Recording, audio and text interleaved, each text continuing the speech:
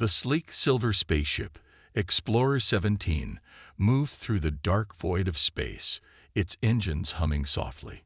Captain Elias Carter stood near the large window of the command deck, gazing at the beautiful blue-green planet ahead. This was Zinthar, home to an advanced alien species known for their intelligence, logic, and strict discipline. Humanity had only recently made contact with them. Unlike other alien races that were curious or aggressive, the Zinthari were distant. They preferred to keep to themselves, only communicating when necessary. They had invited Carter as a representative of the Terran Union to discuss trade, science, and possible cooperation. The landing process was smooth. The spaceship touched down on a massive platform inside a futuristic city filled with towering glass structures and glowing pathways. Everything was perfectly symmetrical, as if designed by a computer rather than living beings. Carter noticed that there were no parks, no random decorations, only straight lines, sharp angles, and efficient design. As the hatch opened, a group of tall, pale-skinned aliens waited. Their eyes glowed faintly, their long fingers clasped behind their backs. They wore flowing silver robes that shimmered under the artificial lights. One of them stepped forward. She was Luriva, a young Zinthari scientist assigned to study human physiology. Unlike the others, there was something different about her. Her eyes, though cold and calculating, held a flicker of curiosity. "Welcome, Captain Carter," she said in perfect English, her voice smooth but emotionless. "The High Council awaits your presence, but first we must conduct a standard medical examination." Carter raised an eyebrow. "Medical exam? I thought this was a diplomatic visit." Lurva tilted her head slightly, as if analyzing his words. "Correct. However, the Zinthari believe in full understanding before forming alliances. Your biology is strange to us. We must study it to ensure compatibility." Carter sighed but nodded. "Fine. Lead the way." The examination begins. Carter followed Lurva through a long, silent corridor. The walls were smooth, glowing faintly with an unknown energy source.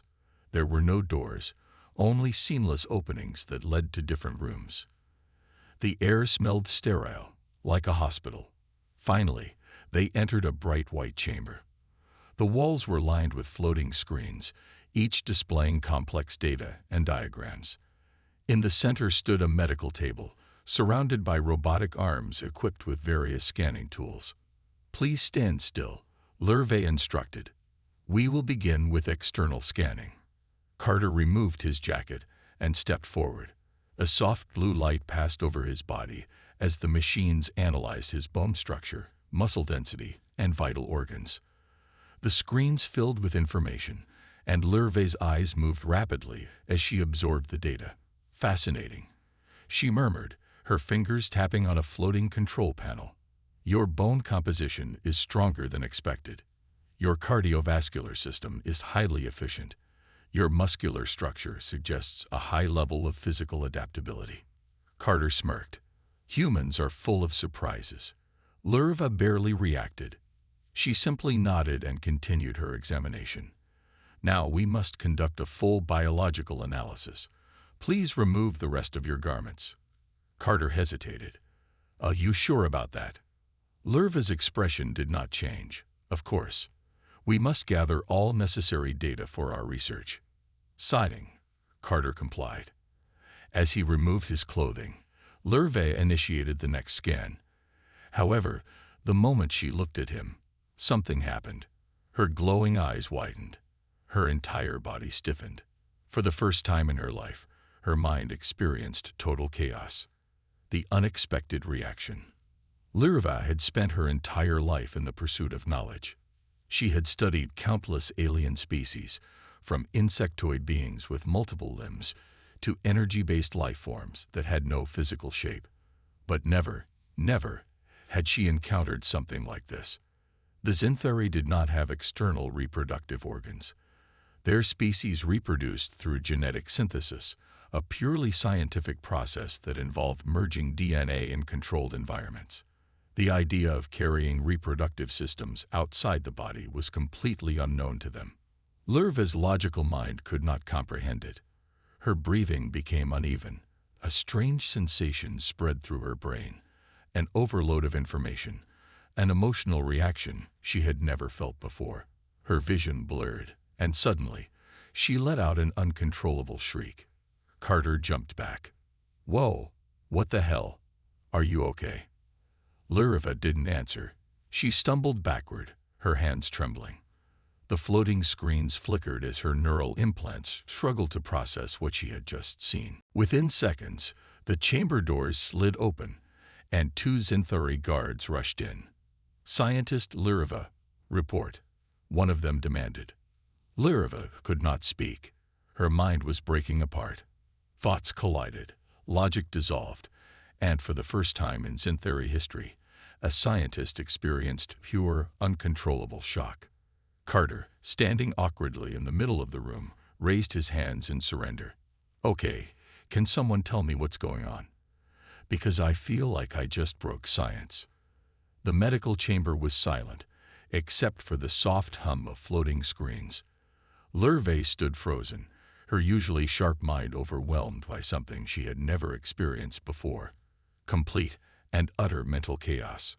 Her vision blurred, her fingers trembled, and her neural implants flickered as they attempted to restructure her thoughts. But nothing made sense. Nothing followed the logical patterns she had relied on all her life. She tried to speak, but her throat felt dry.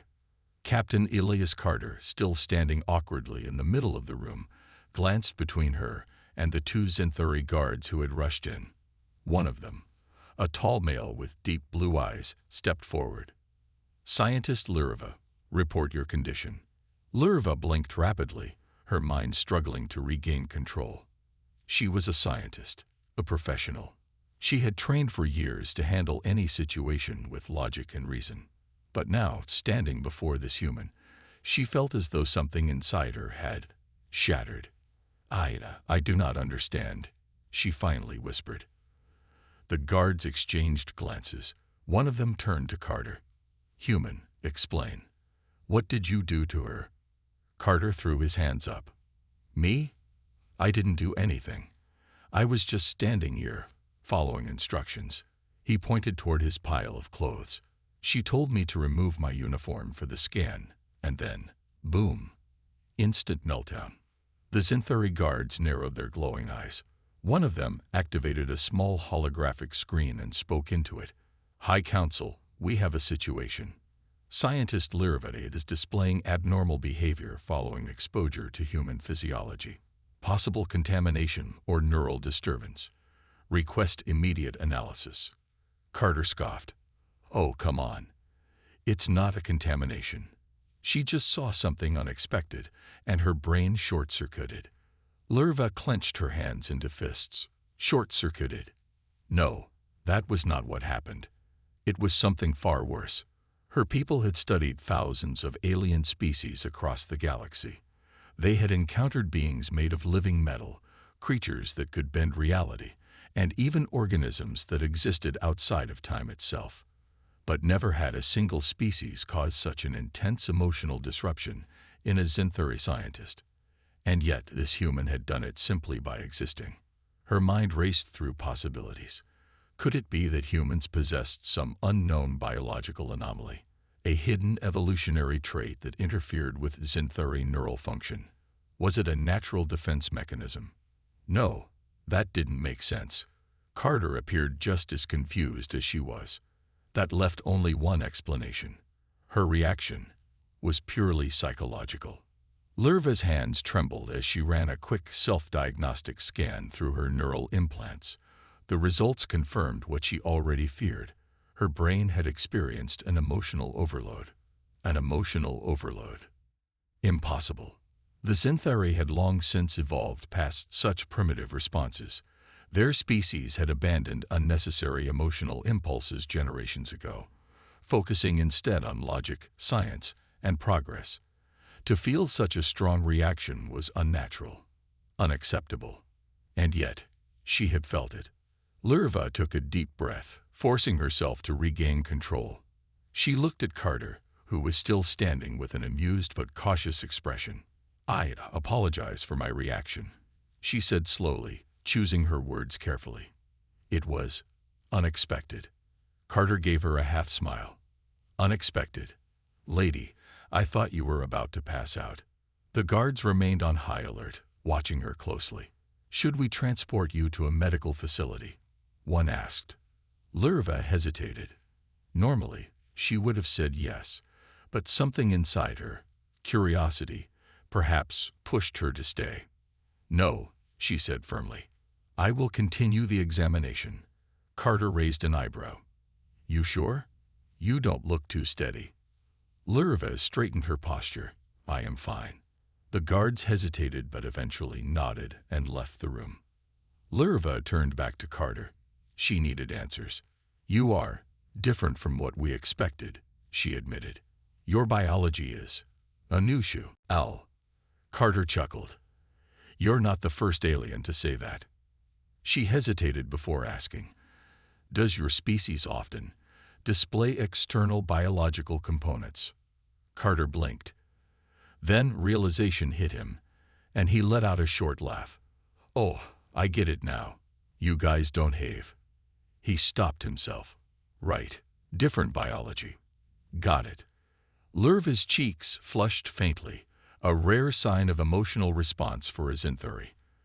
"Our species reproduces through genetic synthesis. We do not have external anatomy related to reproduction." Carter scratched the back of his head. "Well, humans do things a little differently." Lurva took a deep breath. She had to push past her reaction and view this scientifically. This was simply a matter of biological diversity. It was her duty as a scientist to understand and adapt. But something still felt wrong. She wasn't just fascinated, she was shaken. For the first time in her life, Lurva had encountered something she could not fully understand. Something that challenged everything she knew about evolution, about biology, and even about herself. Her fingers hovered over the control panel, but she hesitated. Should she continue the scan?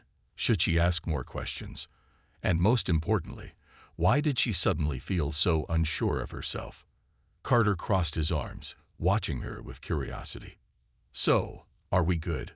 Or should I expect another breakdown?" Lurve inhaled deeply, then met his gaze. "We will continue," she said. "But I require more information." Carter smirked. "Then ask away, Doc." As the floating screens flickered back to life, Lurve realized one thing for certain. This human was going to change everything she thought she knew. And she wasn't sure if she was ready for that. Lurve sat in the silent examination chamber, staring at the glowing data screens in front of her. Her hands were perfectly still, but inside, her mind was a storm of chaos. Her thoughts refused to settle.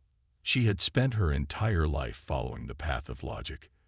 Every decision, every thought, every action, calculated and precise.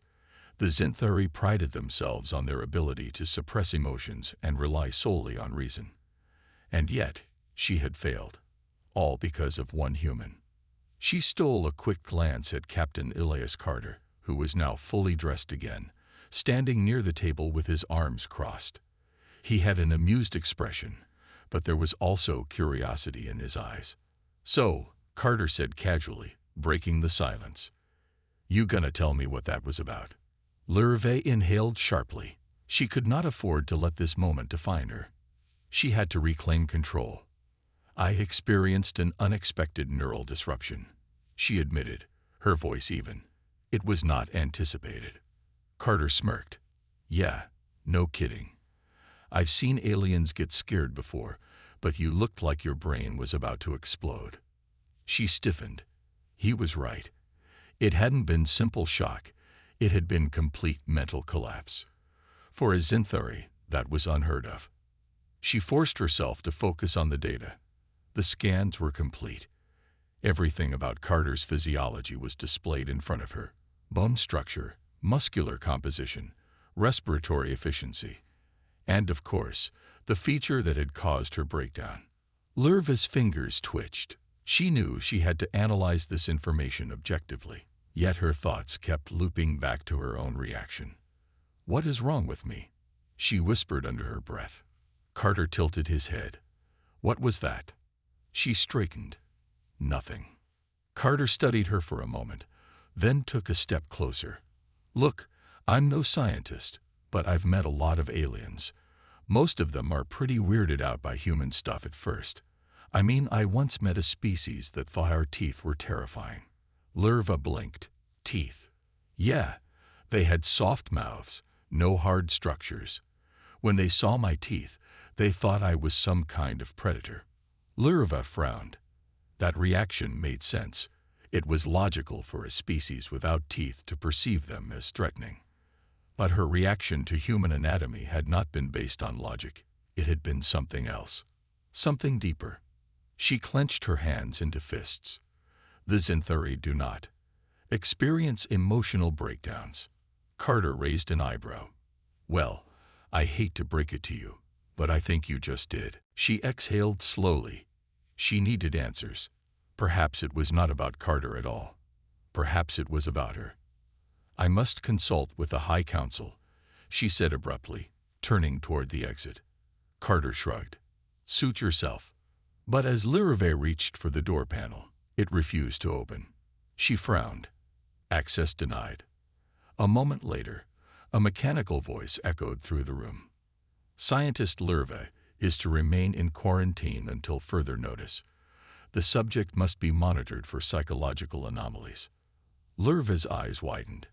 "Quarantine." Carter sighed. "Well, that's never a good sign." She turned back to him, her mind racing. "They believe I have been compromised." Carter frowned. "Compromised how?" She hesitated before answering. "The Zinthari do not experience emotional instability. If one of us does, it is considered a sign of mental degradation." Carter's expression darkened. "You mean they think you're sick?" She swallowed hard. "Or worse, unfit to continue my duties." For a long moment, neither of them spoke. The soft hum of the chamber's machines filled the silence.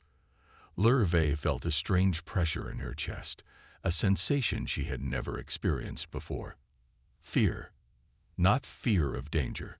Not fear of death. Fear of losing herself. Carter leaned against the table, watching her. "So, what happens now?" She stared at the floor. "I do not know." For the first time in her life, she did not have an answer. The council's judgment. An hour later, a holographic screen flickered to life in the room. The image of a tall Zinthari figure appeared, one of the high councilors, their skin glowing with a faint blue hue. "Scientist Lirva." The councilor's voice was cold, devoid of emotion. "Your reaction during the examination has raised concerns. Your neural patterns show signs of instability. You are to remain in isolation until further evaluation." Lirva's hands tightened. "With all due respect, I am still capable of performing my duties." The counselor's glowing eyes studied her carefully. "That remains to be seen. Until then, you will cease all contact with the human." Carter scoffed. "Seriously, you think I did this to her?" The counselor did not even look at him. "This matter does not concern you, human." Carter crossed his arms. "Seems like it does, considering I'm stuck in here too." Lirva took a step forward. "I request permission to continue my research. The human's biology is unique. There is more to learn." The counselor's gaze hardened. "It is not the human's biology we are concerned with, Lirva. It is you." She froze. For the first time in her life, her own people were looking at her as though she were the anomaly. The transmission cut out. The room was silent again. Carter let out a slow whistle. "Well, that went well." Lirva turned away, pressing her fingers to her temples. She needed to think. She needed to find a way to prove that she was still in control. But deep inside, she knew the truth. She was already changing, and she had no idea how to stop it. Lirva sat in silence, her hands resting on the smooth metal table in front of her. The glowing screens around her flickered with data, but she wasn't reading them. Her mind was still struggling to make sense of everything. She had spent years studying alien species, analyzing their biology, and understanding their cultures. But never, not once, had she expected to become the subject of study herself. And now, she was trapped. The High Council had placed her in isolation. She wasn't allowed to continue her research, and worst of all, she was not allowed to leave. Across the room, Captain Elias Carter leaned against the wall, arms crossed. "So," he said after a long silence, "what's the plan?" Lerva glanced at him. "Plan?" Carter smirked. "Yeah. You're a scientist, right? Smartest person in the room and all that. I figured you'd be working on a way to get us out of here." She turned away, her glowing eyes dimming slightly. "There is no escape." Carter raised an eyebrow. "That doesn't sound like the brilliant scientist who was scanning me 2 hours ago." Lerva clenched her fingers. She did not want to admit it, but she didn't have a solution. Her entire life had been dedicated to logic and control. And yet, she had lost control. The moment she had seen Carter's anatomy, something inside her had reacted in a way she could not explain. A strange, overwhelming sensation that had caused her mind to break down. The Scifi did not experience emotions in such a chaotic manner. They were supposed to be logical, stable. But now, the High Council saw her as a threat to that stability. Carter watched her closely. "You're scared." Lerva stiffened. "Scifi do not experience fear." Carter chuckled. "Right, and I don't get hungry after a long mission." She turned toward him, frowning. "Why are you not more concerned? You are also trapped here." He shrugged. "Because I've been in worse situations, and honestly, I don't think your people are going to keep me locked up forever." Lerva sighed. "They are not keeping you here. They are keeping me here. You are just an unfortunate factor." Carter smirked. "Glad to know I'm just an unfortunate factor." She didn't respond. Instead, she pulled up the holographic screens, scanning through her own neural data. The readings were clear. Her emotional centers had activated at an abnormal level. For the Scifi, this was a serious problem. If she could not prove that she was still in control, the High Council might remove her from her position. Worse, they could force a mind recalibration, a painful procedure that would erase any emotional disruptions. Carter stepped closer, peering at the screens. "What are you looking at?" She hesitated before answering. "Evidence." "Evidence of what?" "That I am still functioning." Carter frowned. "They think you're broken." Lerva didn't answer. Instead, she exhaled slowly. "I must regain control." Carter studied her for a moment before leaning against the table. "Look, I don't know much about your people, but from where I'm standing, you seem fine to me." She shook her head. "You do not understand. The Scifi value logic above all else. If one of us begins to show emotional instability, it is considered a defect." Carter's smirk faded. "They think you're defective, just because you had a reaction." She looked away. "Yes." Carter was silent for a moment. Then he let out a sharp laugh. Lerva's eyes snapped back to him. "Why are you laughing?" "Because that's insane," he said. "Where I come from, emotions are part of what makes us human. If you don't feel something, how do you even know you're alive?" Lerva blinked. She had never considered that. Scifi did not think of emotions as a necessary part of existence. They were seen as a weakness, a flaw to be controlled. And yet, she had felt something powerful. Carter's expression softened.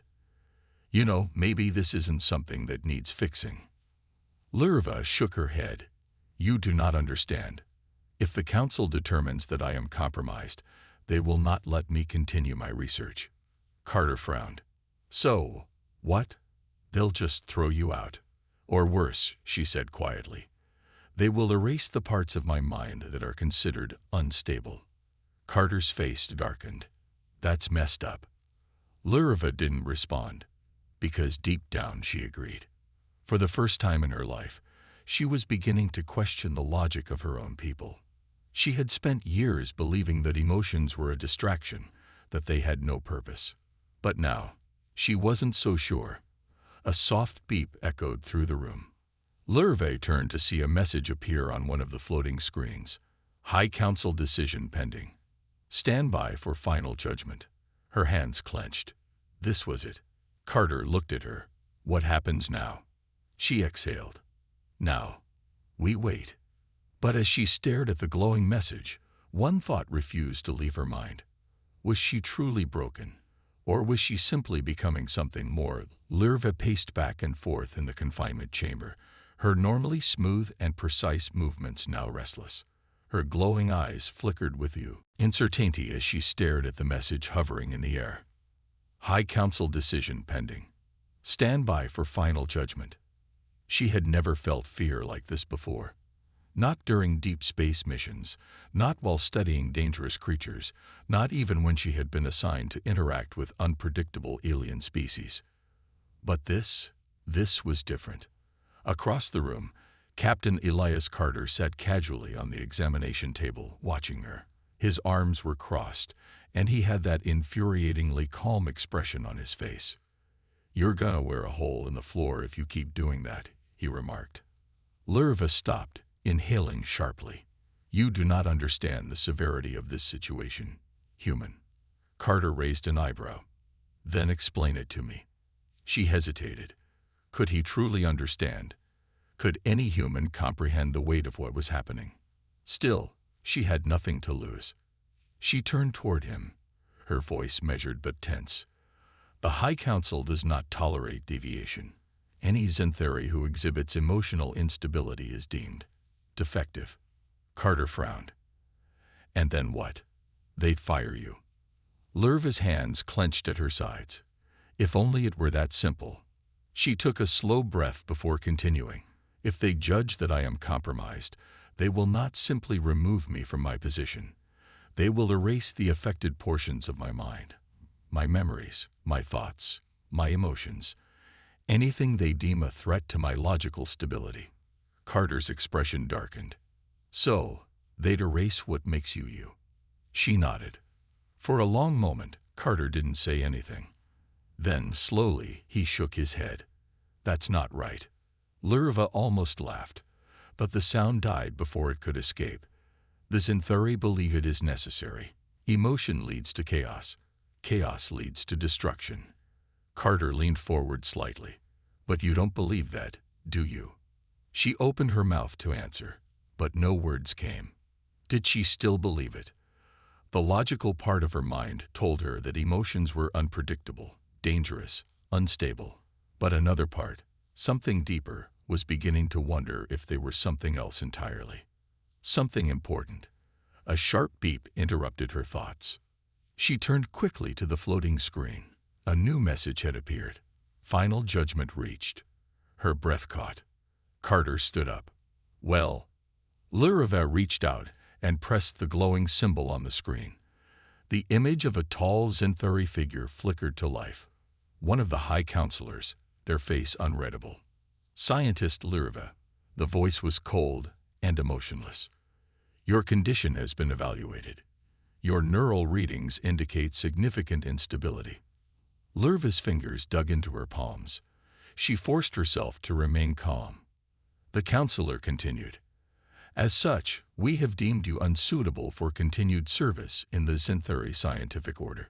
Effective immediately, you are to undergo mental recalibration." Carter swore under his breath. "That sounds bad."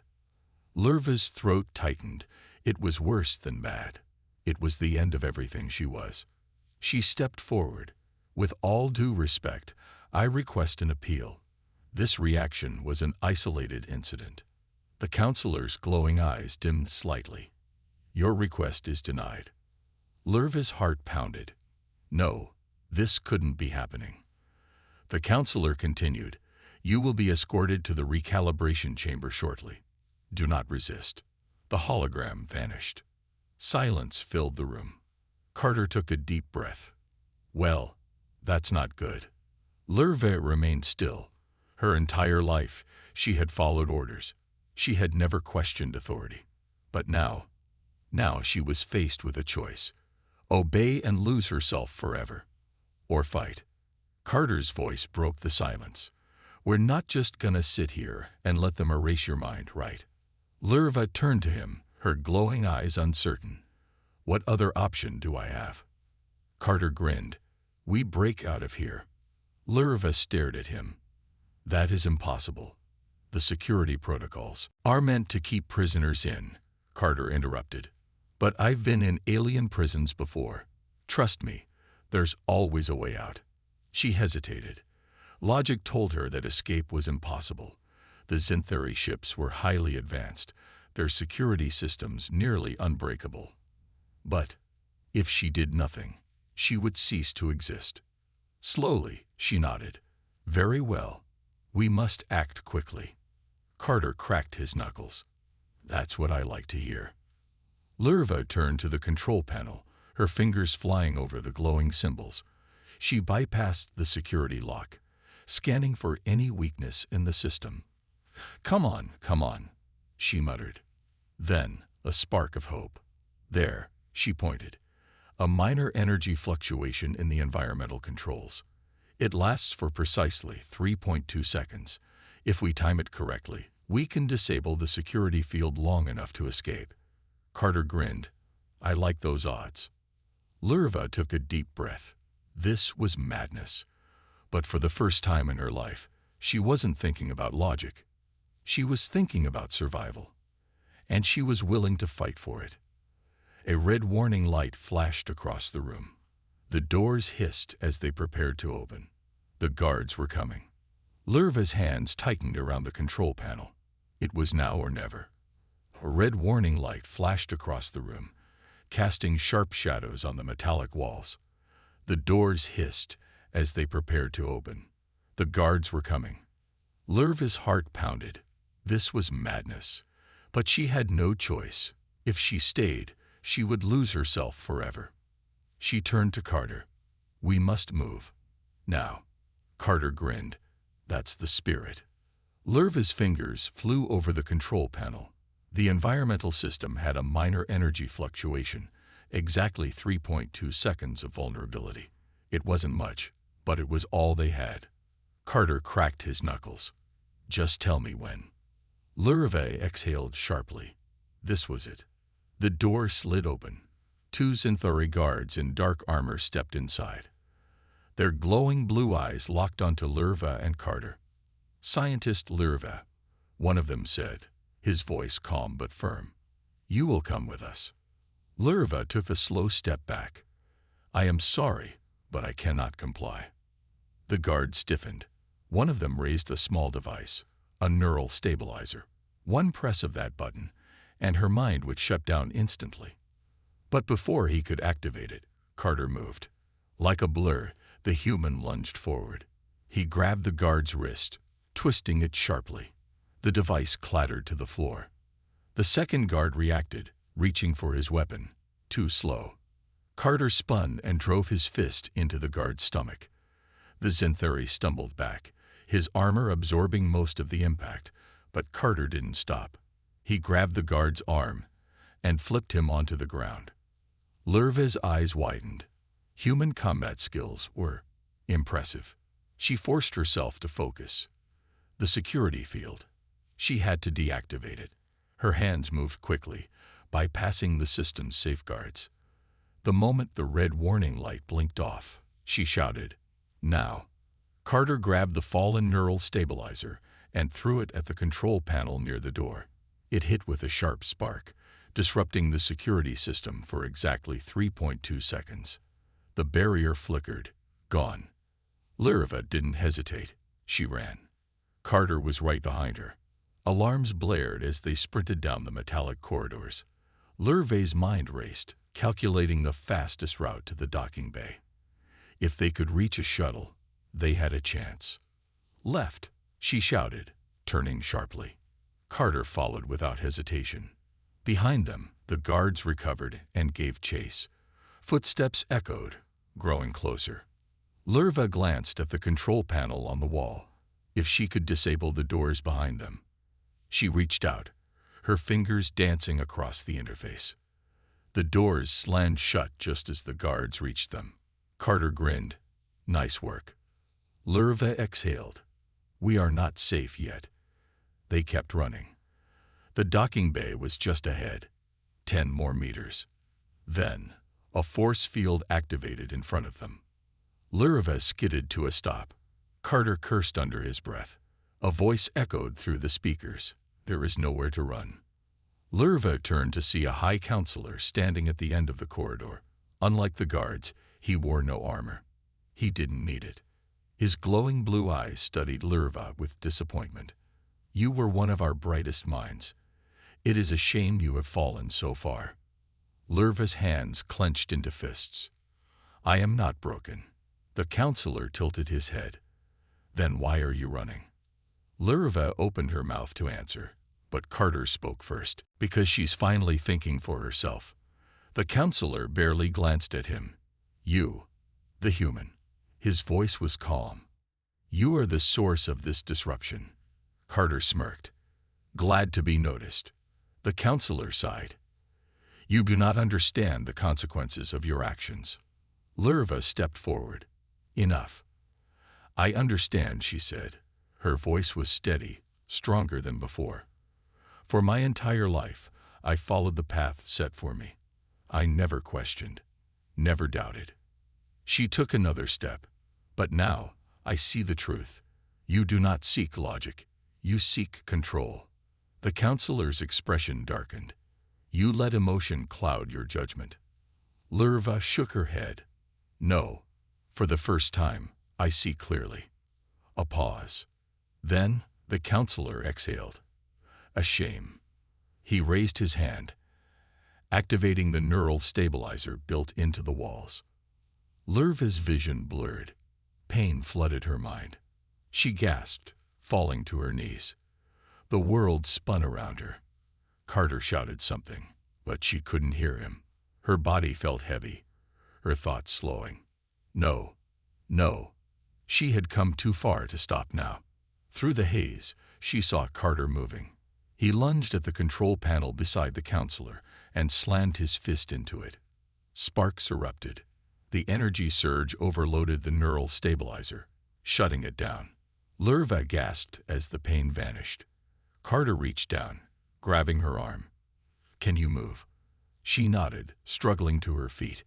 They had seconds. The force field in front of them flickered. The overload had weakened it. Lurva reached out, using the last of her strength to disable it. The barrier dropped. Carter grinned. Let's go. They ran. The docking bay was right there. Behind them, alarms screamed. Guards shouted, but it was too late. Lurva and Carter reached a small shuttle. She bypassed the security lock, and the doors hissed open. They jumped inside. Carter strapped in. Can you fly this thing? Lurva's hands moved over the controls. The engines roared to life. Yes. The docking bay doors started to close. They were trying to trap them. Lurva didn't wait. She punched the thrusters to full power. The shuttle shot forward. For a split second, she thought they wouldn't make it. Then, they were through. The darkness of space swallowed them. Lurva let out a breath. They had done it. Carter leaned back, grinning. Now that was fun. Lurva shook her head. That was reckless. He smirked. Yeah, but it worked. She exhaled, looking at the endless stars ahead. For the first time in her life, she was free. But the fight wasn't over yet. The Xanthori would come for her. And she would be ready. The shuttle soared through space, leaving the Xanthori mothership far behind. Lurva kept her hand steady on the controls, but her mind raced. They had escaped, for now. Beside her, Carter exhaled loudly, stretching in his seat. Well, that was intense. Lurva shot him a look. You call merely getting captured intense. Carter grinned. I like to stay positive. Lurva shook her head, but deep inside, she felt something strange, something light. For the first time in her life, she wasn't bound by the rules of the Xanthori High Council. She was free. But freedom came with uncertainty. She turned back to the control panel, checking the ship's systems. We cannot stay in this sector. The Scifi will search for us. Carter leaned forward. Got a plan? Lurva hesitated. A plan. She had always followed orders, followed logic. Now she had to decide for herself. She took a breath. We need a safe place to hide. A planet outside of Scifi control. Carter nodded. I know a guy.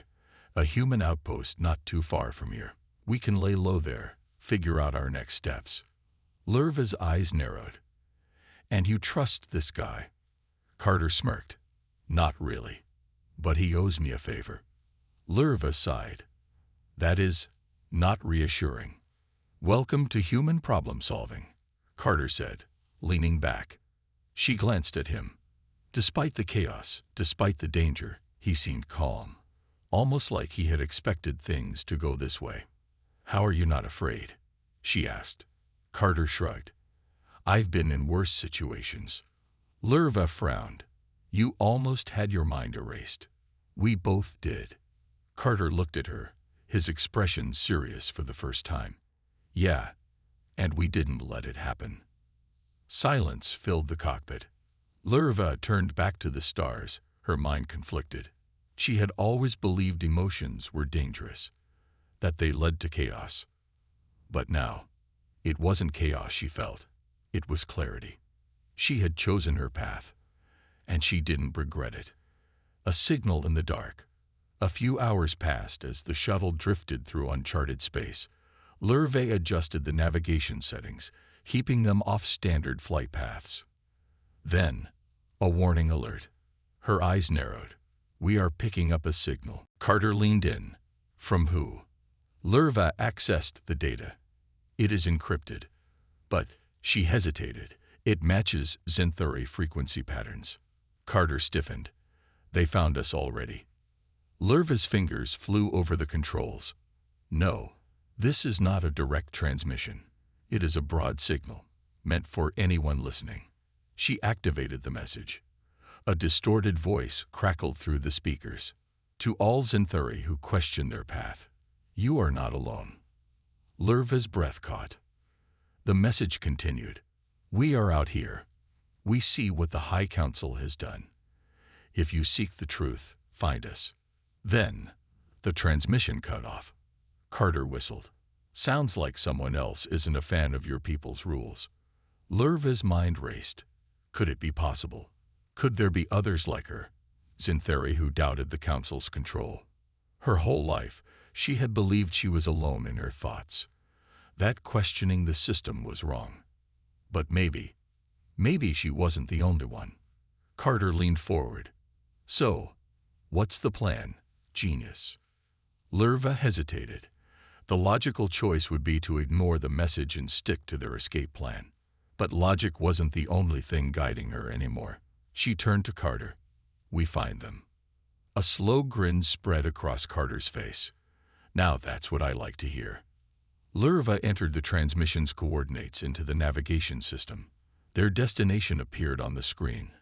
A distant, hidden sector of space. She looked at the stars ahead, her glowing eyes filled with determination. For the first time, she wasn't running away. She was running toward something. A new path. A new future. And she was ready. The end, or the beginning.